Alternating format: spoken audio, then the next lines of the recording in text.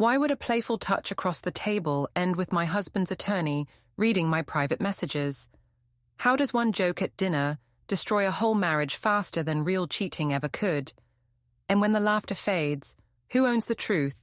The person who played the game or the one who documented it? My name is Verena Holt. I'm 34, and I never thought a simple touch on someone's arm could destroy my whole life. I work as a dental hygienist. I'm social, friendly, the kind of woman who makes people laugh. Owen, my husband, has never been like that. He's quiet, polite, almost invisible in groups. For years I told myself that was fine, that I could be the spark while he was the calm. But lately, his calm started feeling like coldness. Every time we went out, I had to carry the energy alone, like I was dragging him through life. So when we had dinner with his best friend Ethan, I wanted to lighten things up. Ethan had just gone through a divorce and everyone was tense. I thought a little humor might help. I joked, laughed too loud, maybe drank a little too much. Owen looked uncomfortable, which only made me want to prove him wrong. I teased him in front of everyone, saying he should take notes from Ethan on how to have fun. Everyone laughed. I laughed too. And when I reached over and touched Ethan's arm, just a quick silly gesture, I thought it would make things easier. It was supposed to be a joke, a bit of harmless flirting to make the night less stiff. But when I looked up, Owen wasn't laughing. He just stared at me. That quiet, heavy stare that says everything without a word. I rolled my eyes, pretending it didn't matter. I didn't want to feel guilty, not for something so small. It wasn't cheating. It wasn't even serious. It was just a moment, a bit of fun. At least, that's what I told myself then. I didn't know that one tiny gesture would be the start of everything falling apart, that the man I called dull was already quietly planning how to end our marriage without raising his voice once. Before we dive deeper into this story, I have one small request. Please subscribe, drop a like, comment, and hit that hype button to boost this channel so more people can discover these incredible stories. That night at the Elm started like every other double-date dinner we'd ever done. Too polite, too careful, too boring. I had picked the place myself because I wanted something with atmosphere, candles, noise, and people who didn't talk about mortgage rates. Owen had been silent all week, and I thought maybe a night out with his best friend Ethan would shake him out of it. Ethan had recently divorced, and I figured Owen could use some perspective, someone to show him that being quiet all the time wasn't the same as being strong. At first it worked. Ethan was charming as always, funny, a little reckless in that way that makes people pay attention. I told a story about one of my patients and exaggerated a few parts for laughs. Everyone laughed except Owen. He sat there cutting his steak slowly, as if counting the slices. That annoyed me. It always did, the way he could make silence feel like judgment. I decided to make a joke of it. You know, I said, Ethan talks more in 10 minutes than Owen does all week. Everyone chuckled except my husband. I smiled wider, pretending I didn't notice. Ethan tried to change the subject, but I wasn't done proving that I could lead the room. I placed my hand lightly on Ethan's arm as I teased him about dating again, said something about how some men never lose their charm. He blushed, everyone laughed again, and I thought, finally, some life in this dinner. When I glanced back at Owen, he was staring at my hand like it was something disgusting. I pulled it away, said it was just a joke, but he didn't answer. He finished his drink, excused himself to the restroom, and when he came back, his face was calm but pale. We left early. In the car, the air felt tight. He asked if I thought touching his best friend was appropriate. I said he was overreacting. He said quietly, "You enjoy seeing me embarrassed." I told him I was just trying to have fun, that everyone knew it was harmless. He said, "Not everyone." I said he needed to loosen up, that people probably thought he was rude for not joining in. He didn't respond. When we got home, he went straight to the guest room. I thought he was sulking. He'd done it before after smaller fights, though never overnight. The next morning, I noticed our shared photo albums online were gone. Our passwords no longer synced. I assumed it was some glitch. He left early for work without a word. Later that day, I told my sister Tessa about the fight. She laughed and said, "Men hate when you remind them they're not the center of the room." That made me feel better. I told her it wasn't my fault if other people found me interesting. She said, "Exactly. Don't apologize for being fun." I liked that. It made me feel in control again. That evening, I texted Ethan to clear the air. I told him I hoped he hadn't felt awkward. He said he hadn't, that Owen just seemed tired.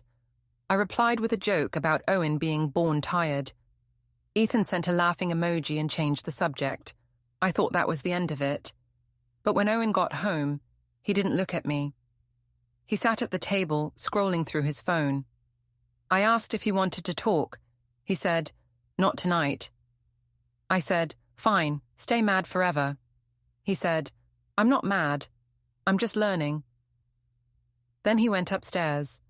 By the next weekend, the tension had turned into silence so heavy I could barely stand it. I started telling myself I'd done nothing wrong. Every time I caught myself feeling guilty, I'd replay the dinner in my head and remind myself, it was a joke. Everyone laughed. If Owen couldn't handle that, it wasn't my problem. At work, I told the story to one of the other hygienists, calling it my husband's overreaction of the year. She laughed, said men were fragile. I liked how that sounded, fragile. It made me feel strong. That night, Ethan texted me about a mutual friend's party. He said Owen probably wouldn't go, but I should come. It might lighten things. I told him I wasn't sure. He replied, "You're the fun one, remember?" That line made my stomach twist in a good way. I told myself it didn't mean anything. I didn't tell Owen about the message. Instead, I made a point to act cheerful at dinner, trying to lure him into conversation. He stayed silent. When I finally asked what was wrong, he said, "You keep trying to fix things with noise." I said, "At least I'm trying." He said, "Trying what, exactly? To prove you're not wrong?" I snapped that he was twisting everything I said. He stood up, rinsed his plate, and said, "You always think if you laugh enough, it becomes truth." Then he left the room. I called Tessa again, half angry, half crying. She said I shouldn't let him guilt me over a harmless night. "If he's that insecure," she said, "maybe he needs to lose you for a bit to realize what he's got." That idea stuck with me. I started thinking maybe some distance would make him appreciate me. On Sunday, Owen's mother Lydia invited us to lunch. I didn't want to go, but Owen said we should. Lydia had never liked me much, too loud, too opinionated, not her idea of a good wife. The meal was painfully formal. She asked how things were. Owen said, "Stable." I said, "Awkward, but fine." Lydia gave me that tight smile she reserves for people she doesn't trust. When she offered dessert, Owen declined, saying he had work to do. On the drive home, I tried to hold his hand. He didn't pull away, but he didn't hold back either. I told him I hated how cold he'd become. He said, "You set the temperature." That night, I found his phone face down on the table. Normally I wouldn't touch it, but something made me check. It was open to a note labeled chronology. Inside were dates, dinner, messages, bank transactions, each line neatly typed. My chest tightened. I didn't understand what I was looking at, but it felt like evidence. I put the phone back exactly where it was. Later, when he came downstairs, I asked what he was working on lately. He said, "Documentation." I tried to laugh it off, but my mouth felt dry.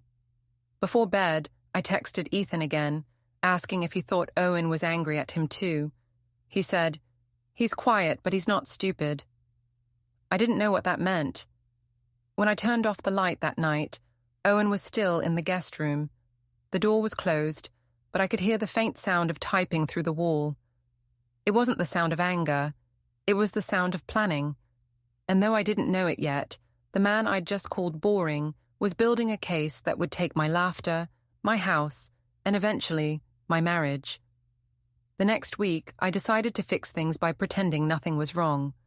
I told myself the best way to end tension was to overwhelm it with cheerfulness. So when Owen's mother invited us to her annual family barbecue, I insisted we go together. I wanted everyone to see we were fine. Owen didn't argue, just said, "If that's what you want." That tone, quiet, final, made my skin crawl. The barbecue was loud, sunny, and full of people who liked to talk. Perfect for me, miserable for him. I wore a new dress, smiled for every photo, and acted like the star of the afternoon. When Owen drifted to the side yard to talk to Ethan, I followed, laughing as if everything were perfectly normal. Ethan looked uncomfortable the moment I joined them. He kept his distance, but I teased him anyway. I joked that Owen was lucky to have a friend who knew how to make a woman laugh. Owen said nothing. I thought if I could make him jealous, maybe he'd finally react. At one point, someone suggested taking a group photo. Everyone gathered near the grill. I stood next to Ethan, slipped my hand on his shoulder for the picture. It lasted only a second, but Owen saw. He didn't say a word, didn't even look angry, just disappointed. Later, when most people had gone inside, he came to where I was standing and said, "You keep confusing attention with affection." I told him he was being dramatic, that it was just fun. He said, "Fun shouldn't make other people uncomfortable." I said, "Maybe they're just too sensitive." He looked at me for a long time and said, "Or maybe you are." Then he walked away. That night, the silence was unbearable. I texted Ethan, apologizing for making things awkward. He replied almost immediately, "Please stop, I don't want to be involved." My hand shook. I wanted to tell Owen that his friend was being rude, but something in me stopped. Instead, I went upstairs to talk, but his door was locked. The next morning, he was gone. A few hours later, I got a call from Lydia. She said Owen had dropped off some of his things at her house for now. Her voice was calm, too calm. I asked if he told her anything. She said, "He said he's protecting what matters." When I asked what that meant, she said, "Maybe you should think about it." Then she hung up. By the afternoon, my friends from work were messaging me. One of them said she'd seen Owen at the courthouse. I laughed it off, said she must have been mistaken. But later, when I went to use our shared credit card, it was declined. I checked the app and saw the balance moved into a new account under his name. I called him immediately, furious. He answered, voice steady. I asked if he'd frozen our account. He said, "I've separated funds to avoid confusion." I said, "You mean control?" He said, "I mean clarity." Then he hung up. I called Tessa in a panic, told her he was trying to make me look crazy. She said maybe he was just protecting himself. That was the first time she didn't take my side. It stung more than I expected. Later that week, I noticed something strange. Ethan had unfriended me online. I sent him a message asking why. No reply. A few hours later, I got an email from an unfamiliar address. It was from a law office. The subject line read, "Notice of Representation, Holt versus Holt." My vision blurred as I opened it. The email said, all further communication regarding property, custody, and joint assets would go through legal counsel. Attached was a letter dated 3 days earlier. My stomach dropped when I saw how detailed it was. Times, dates, even mentions of documented public misconduct. For the first time, I felt something I couldn't disguise as annoyance. It was fear. I tried to fix it by showing remorse, or at least the version of remorse that could still make me look good. I left Owen a long voicemail saying I understood he was hurt, but that he was blowing things out of proportion. I said it was one night of jokes, not a betrayal. He didn't call back. When I went to work, everyone was whispering. One of my co-workers, Gina, took me aside and asked if it was true I'd embarrassed Owen in public. I said, "People love to exaggerate." She said quietly, "Maybe not this time." That was the moment I realized whatever Owen was doing, he wasn't keeping it private. At home, Letters started arriving almost daily, formal envelopes with my name typed in bold. One was from a mediation centre, another listed joint account closures. The last one had something I didn't expect, screenshots, messages between me and Ethan. Some were jokes, harmless in tone, but on paper, they looked like evidence. I stared at them, remembering how I'd typed each line without thinking. Every emoji, every laugh looked cheap now. That night, I waited for Owen to come home, but instead, a car I didn't recognize pulled into the driveway. A woman stepped out, holding a folder. She said she was from his lawyer's office. She handed me papers, official, thick, printed on heavy stock, and asked me to confirm receipt. My throat felt dry when I saw the heading. Petition for legal separation and custody review. I asked if this was a joke. She said, "It's already filed." Then she left. I called Owen over and over. No answer. I sent a text. "You're ruining our lives over something that meant nothing." He replied hours later with just one line. It meant everything to me. Tessa came by the next morning. She said she'd spoken to Owen briefly, and that he wasn't acting out of anger but strategy. I asked what that meant. She said, "He's documenting everything. He's calm. That's worse than angry." I told her he was trying to make me look like a monster. She said, "You don't need help with that." Then she left. For the next few days, I barely slept. The house felt colder, emptier. Even Mila, our daughter, who was staying with Lydia, stopped answering my video calls. I kept replaying every moment, the dinner, the jokes, the touch on Ethan's arm. It had been nothing. Nothing. Yet somehow that nothing had turned into documents, signatures, and silence. One evening, I heard a car door outside. I ran to the window, expecting Owen. It wasn't him. It was a courier dropping another envelope. Inside was a printed copy of my messages again, this time with notes beside them in Owen's handwriting. Each line had a short comment. Public embarrassment, June 14th. Inappropriate conduct. Witnessed by family. Pattern established. It wasn't angry handwriting. It was neat, careful, final. I sank to the floor, the papers scattered around me. For the first time, I realized I wasn't living through a fight anymore. I was living through evidence collection. Owen wasn't emotional. He was building a case. And when it was ready, he wouldn't shout, he wouldn't cry, he wouldn't even explain. He'd just hand it over to someone who would. By the time mediation day arrived, I had convinced myself it would all be reversible. I told myself that once Owen saw me, once he heard my voice and realized I wasn't his enemy, he'd calm down. That was always how it went. He'd hold things in, I'd charm my way through, and we'd end up fine. But the moment I stepped into the grey conference room, I knew this time was different. Owen was already seated at the end of the table beside his lawyer, his posture straight, hands folded. He didn't even glance at me. His calmness made my stomach twist. My lawyer, a young woman named Ruth, whispered that we'd start with financial matters. I nodded, pretending to understand, though my palms were slick with sweat. Owen's lawyer began reading from a file, a list of transactions, text exchanges, and witness accounts. Every word sounded colder than the one before. Documented public humiliation at restaurant, corroborated by third party, she said. Text correspondence with Mr. Ward, dates confirmed. I interrupted, saying it wasn't an affair, that everyone was making something small sound monstrous. Ruth pressed her hand against mine under the table, a silent plea to stop.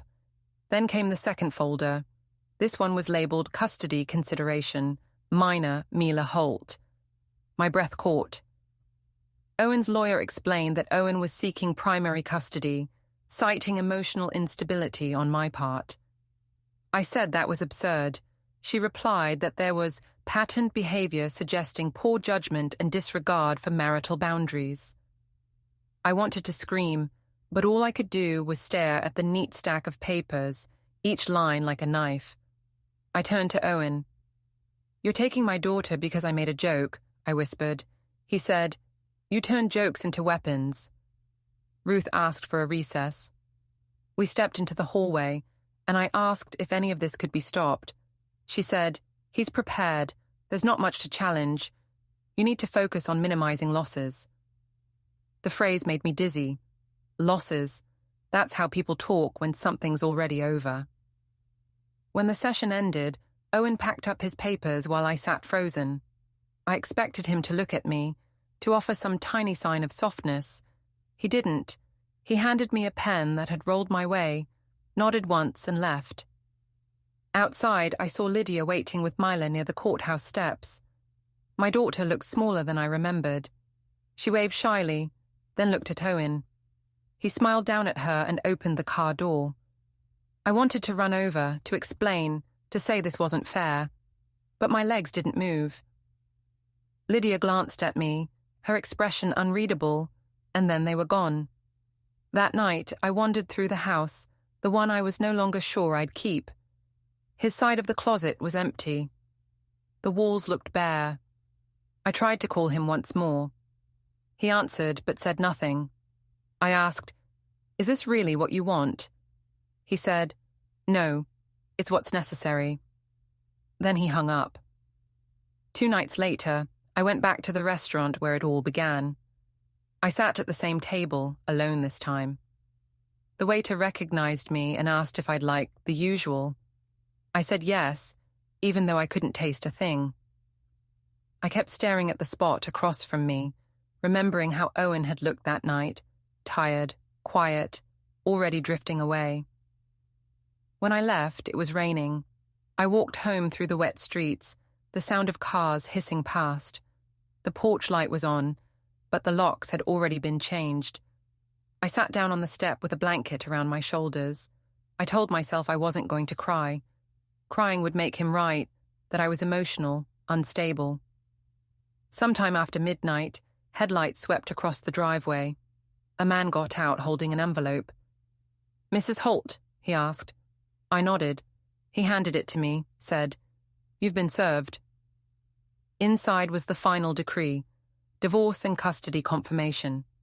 It was clinical, almost beautiful in its perfection. Every date, every message, every dollar accounted for. At the bottom, Owen's signature. No note, no apology, nothing personal. Just proof that the joke had been recorded, dissected, and filed under evidence. The sprinklers came on across the yard, cold water splashing my feet.